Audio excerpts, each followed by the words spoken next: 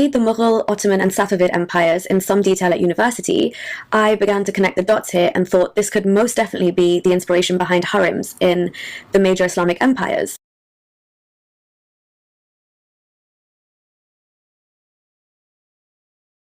So, under the Ottoman Empire, the harems usually consisted of girls from the Balkans and the Caucasus, whose villages were burnt down, their families killed before their eyes, and the next thing they know is that they're being shipped off in boats across the Black Sea to Istanbul. So just to focus on the Ottoman Empire some more, let's take the Ottoman harems, for example. In the imperial harem, the female slaves were primarily servants, though some were used as concubines. Now remember, these girls were not Muslim, but they were forced to adopt Muslim Turkish names and learn the teachings of Islam. And then by the end of the 14th century, concubines played a vital role in royal reproduction. So if you managed to excel in the ways of the palace as a slave girl, and if you were lucky, quote unquote, enough to walk the path of the privy chamber to the sultan's room, then you would strive to produce a male heir to the Ottoman Empire and become the mother of a prince.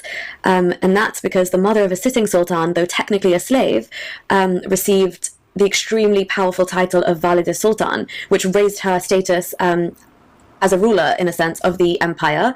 And this entire method had several benefits to the Ottoman dynasty. So let's talk about why this method was preferable for the Ottoman dynasty to use. Well, firstly, it was preferable to have female consorts whose allegiance was exclusive to the sultan, rather than having wives from a pool of hereditary nobility who might one day challenge the sultan's power.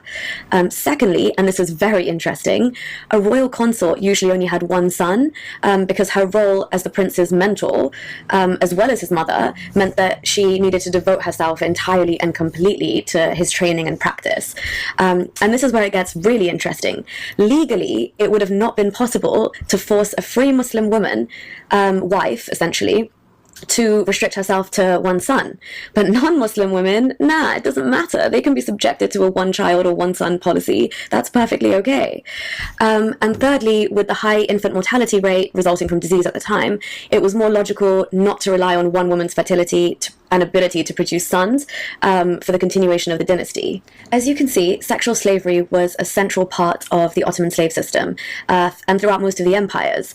And I can't help but form a direct link back to the methods employed and codified in the Quran by the early Muslims and their army. One of the most interesting stories